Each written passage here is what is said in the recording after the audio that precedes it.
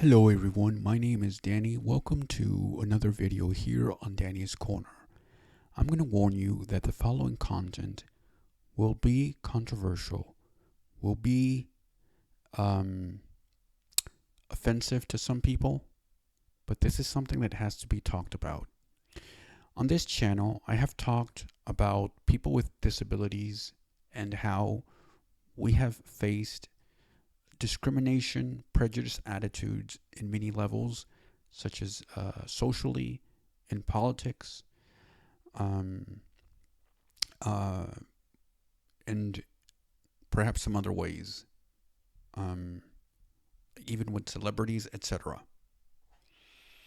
Today, I want to speak about something that a lot of people, I think, are not aware of, and maybe they are, but they just want to hide it under the rug as if it didn't exist. But today, it's time that we speak about something that a lot of people are afraid to speak about, either because they can't or because they don't know how to, which amounts to the same thing. But if we're going to talk about prejudiced attitudes and discrimination and ableism, we need to be aware that it happens everywhere. I can't sit here and say I'm a Christian and ignore the sins or the bad things that my own belief system or the people that believe like me have. I hope I'm making some sense here. Let me repeat it again. Although I am a Christian, I am not able to ignore the bad things that the community who says that they believe the way that I do, I can't ignore those bad things that they do to people with disabilities. And yet they claim to know the Bible as well as I do, or as little as I do. So that's what I'm going to talk about. And so here's what happened today, for example. And this really ticked me off. So I was at church, and it was the morning service. Churches usually have service during the morning. Some have it in the afternoon, but anyway.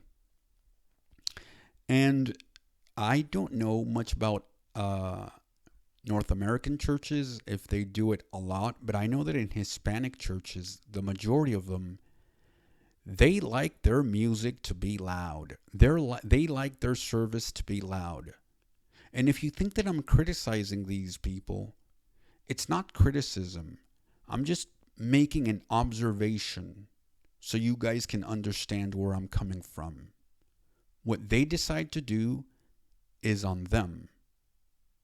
But I am going to talk about what I observe, as I said, in politics, society, church, or wherever I find myself to be as an observer.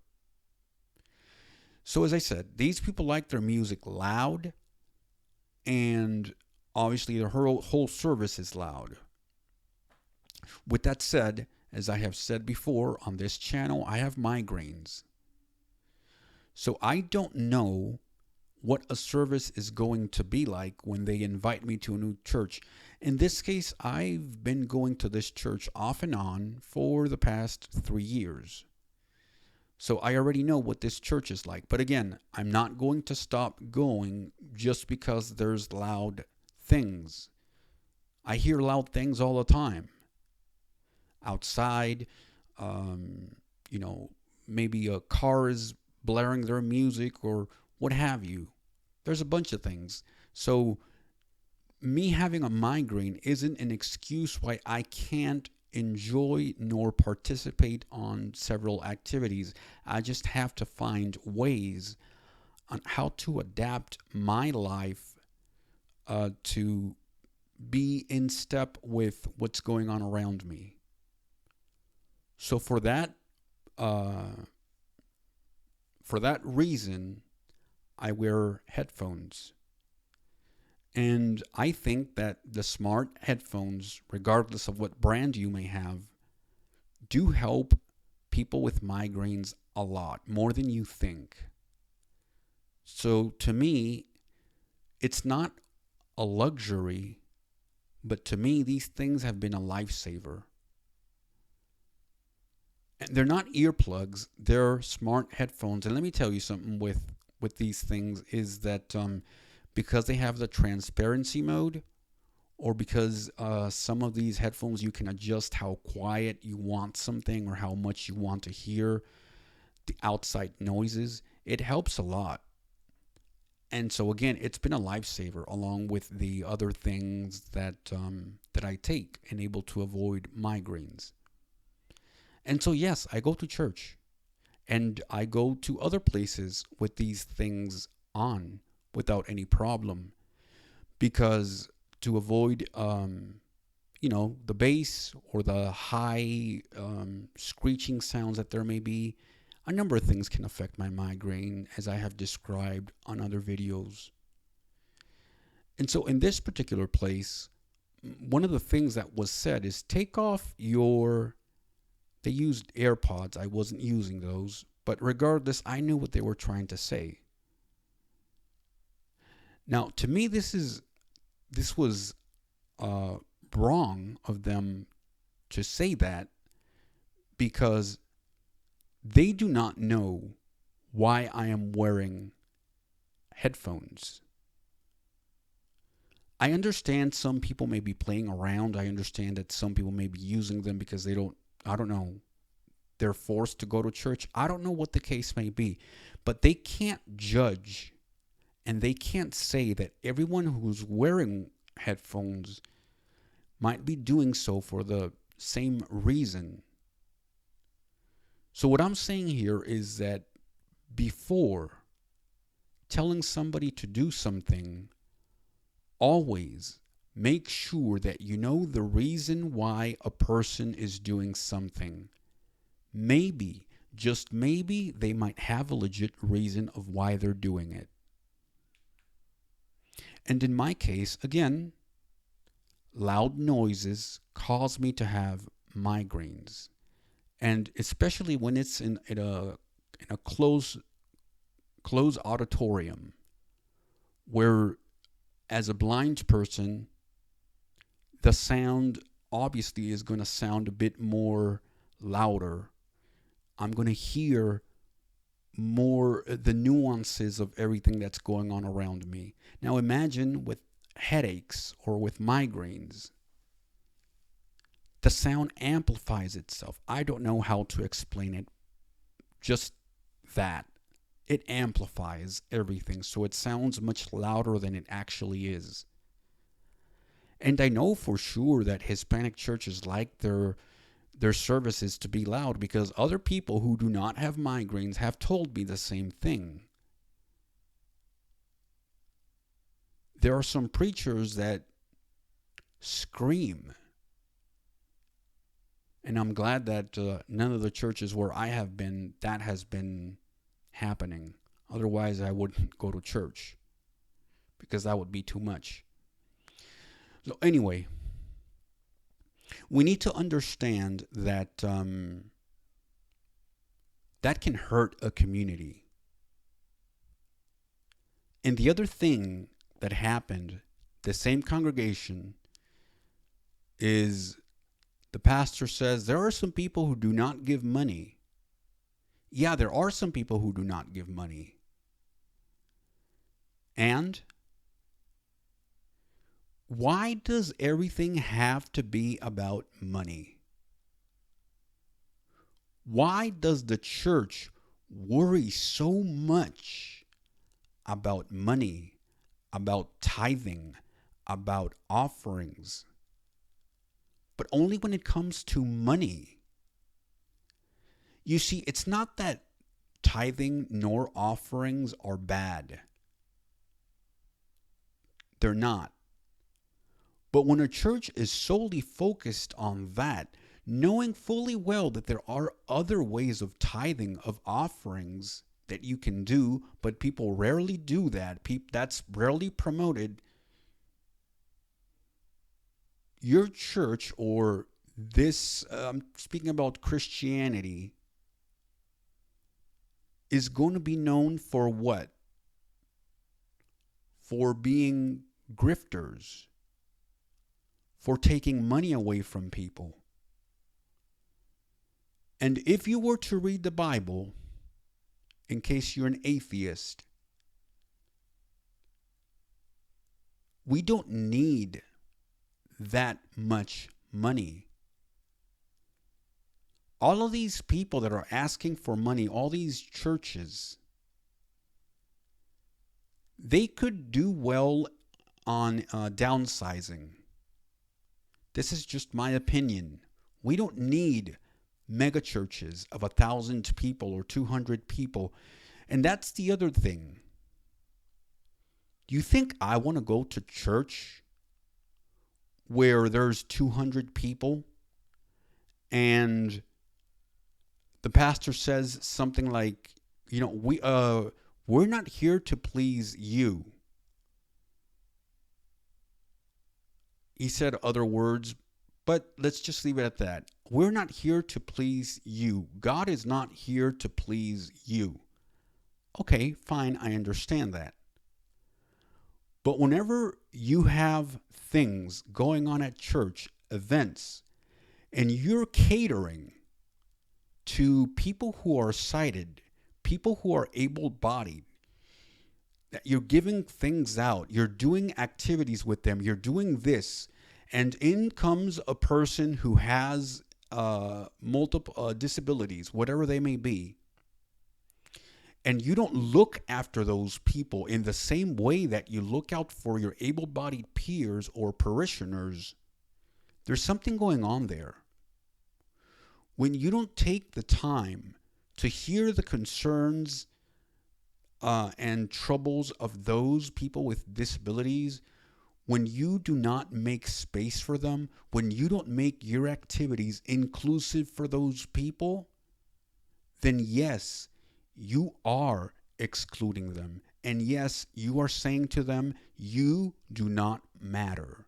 Only these people matter. So when I hear that phrase, that we're not here to please you, I would jump up and say, no, you're not here to please me, but you're here to please other people, aren't you? It's interesting that these people who call themselves Christians say this type of stuff and cater, as again I say, to people who are able-bodied, and they don't worry for the least of these: homeless, people with disabilities, people in shelters, etc. And I don't know which of those groups is more at the bottom, but this has to stop. It's amazing how much money we sent to other nations, which is not a bad thing. It's a good thing. The bad thing is when we have people inside a congregation who are asking for help, who want and need your help desperately and are not getting it. And it sounds as if you are attacking them indirectly. And I've spoken about these things too. It's interesting that through the ADA law, there are businesses that have to comply with it by making parking for disabled people, but the church doesn't have to do that. And knowing that they follow Christ, the church should be the first one, without anybody telling them, without there being a law, they should be the first ones to say, you know what? Because these people need us, because these people want to go to church, we're going to make it possible. We're going to lead by example and leave them a few parking spots, and we're going to label them as for people with disabilities. The place where you expect to find compassion, understanding, mercy, love, care, you do not find that. And this is in 70, 80, perhaps 90% of evangelical churches today. And it doesn't matter what country you go to. You find this everywhere. With that said, you also have these things like, how am I supposed to give money when they have boxes in the front and the back? It's like, where are they? They just say they're in the back or they're in the front, but it's like, I don't know where they're at. As a blind person, I can tell you that's really frustrating. So at this point, the church is the same as if I am, as if I was involved in a social gathering. Both are not doing their job as they should. The only difference between a social gathering and a religious service is that one hides behind a cloak of the Bible and that they believe in God. But it's exactly the same thing as going to a social gathering and knowing that perhaps nobody's going to be there to help you, and people are going to ignore you. And this is what tends to happen a lot in a lot of churches that have 50, 60 people or more. We ignore one another. We don't know one another.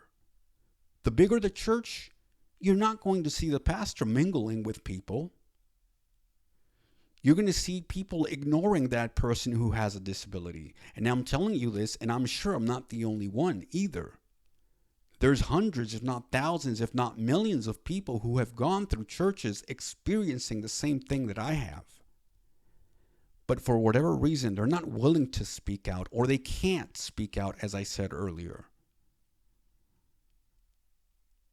And I have given suggestions to pastors, and they have ignored them completely. They have said, oh no, we need money to do whatever you're suggesting us to do. No, you don't. You don't need money to change your heart. All you need is mercy, compassion, love, care. As I said before, all you need is patience. All of these things do not cost money. You and I can have a great conversation on how to help people with disabilities or other minorities just by drinking a cup of water. That's all it takes. And this is what I aim to do, not only on this channel, but on my Spanish channel as well. Educate people. Because I feel that in one way or another,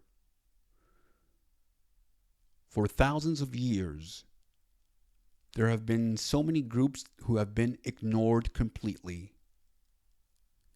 And when we decide to speak up, the church tells us, what do you think? That the church revolves around you? What do you think? That we should cater to you? What do you think?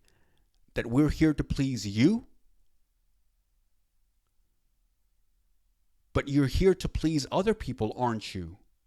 You're here to cater to other people, aren't you? You're here to bend down backwards for other people, aren't you? So why can't you do it for me? In other words, why can't you be fair to everyone?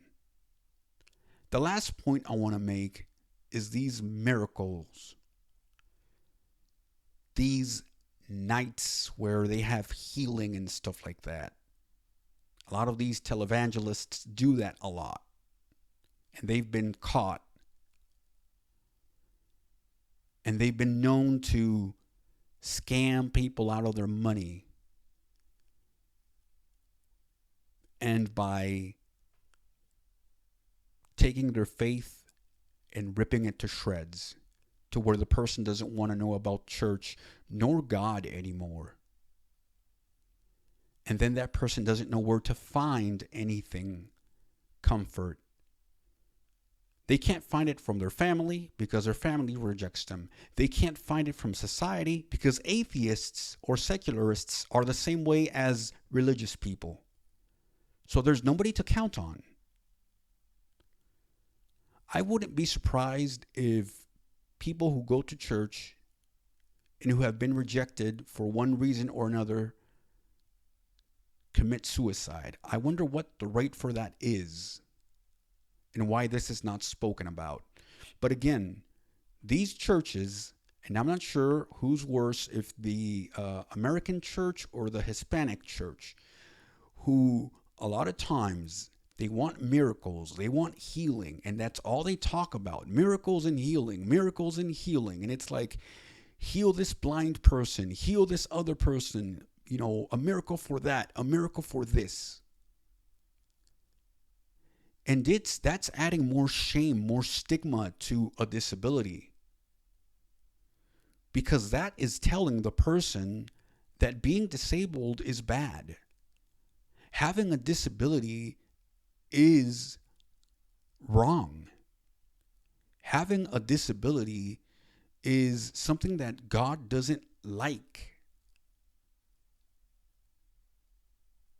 So just imagine that. Being ignored by the people whom you thought that would care for you. Being ignored by your family, because sometimes your family can be religious and can fall into this trap as well. Being ignored by society, by which in large part they may not be religious, but they still hold prejudiced attitudes, just like church members do. So the question again is, whom do we turn to? Or what do we turn to? We don't need a miracle. We don't need healing. Having a disability is not a bad thing. It's something that we have to cope with. And I think God would be more appreciative and is more appreciative of those people who have a disability, who, in spite of whatever disability they may have, they keep on moving forward.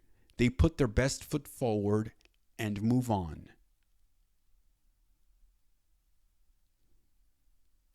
Don't you think that? And if you don't, that's fine. But people with disabilities need the same respect, the same care, love, affection, whatever you want to call it, mercy, that everybody else does. As humans, this is what we're supposed to do.